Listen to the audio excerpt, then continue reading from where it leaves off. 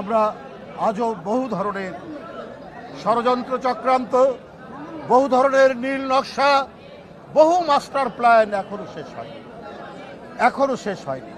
আমার কথা হচ্ছে যে আজকে যারা 28 লক্ষ কোটি টাকা পাচার করলো, যারা নিজেদের দুঃশাসন টিকিয়ে রাখার জন্য আহনাফ, ওয়াসিম আকরাম, আবু সাইদ, মুগ্ধ, যে তার নিজে গুলিবিদ্ধ হয়ে তার বন্ধুদেরকে বলছে পানি লাগবে পানি, এই যে আত্মত্যাগের এক মহান নমুনা, মহান নিদর্শন, তার মধ্যে দিয়েই গণতন্ত্র ফেরানোর পথে আমরা অগ্রসর হয়েছি বন্ধুরা।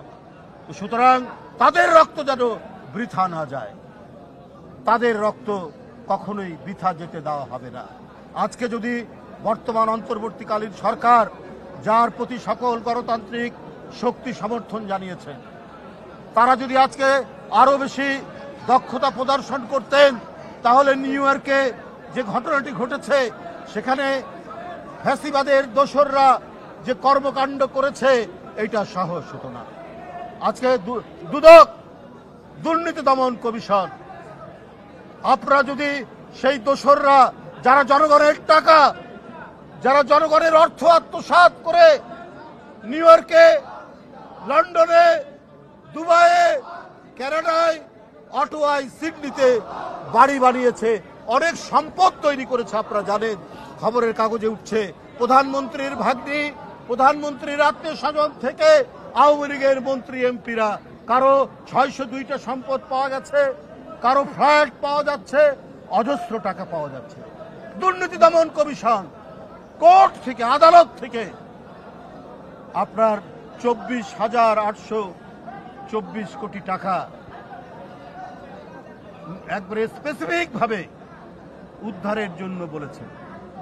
বাইরে দুর্নীতি দমন কমিশন সেখানে যে টাকাগুলো আছে উদ্ধার করবেন, কিন্তু এই দুর্নীতি দমন কমিশন এমনই অথর্ব, এখনো পর্যন্ত কোন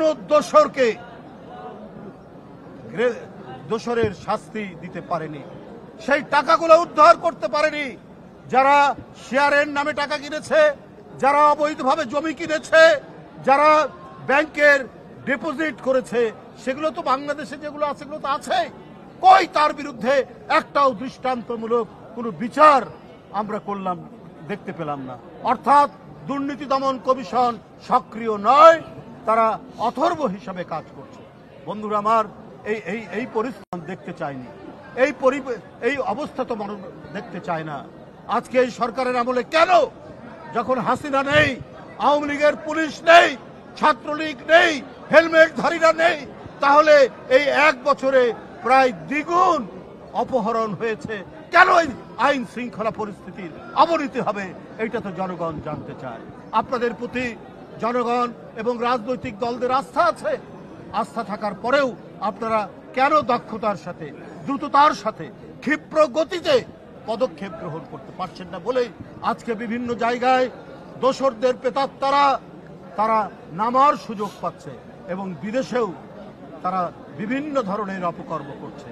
বন্ধুরা আমার, এই ধরনের নৃশংস সরকার, তার কি আপনারা প্রত্যাবর্তন চান? তাহলে এখন থেকেই জনগণকে সাথে নিয়ে আগামী নির্বাচনে কাজ করতে হবে, যে আর যাতে যারা দেশের টাকা আত্মসাৎ করে তাদের কমপক্ষে 20 প্রজন্ম বিদেশে সুখে শান্তিতে থাকতে পারে, সেই ব্যবস্থা করেছে।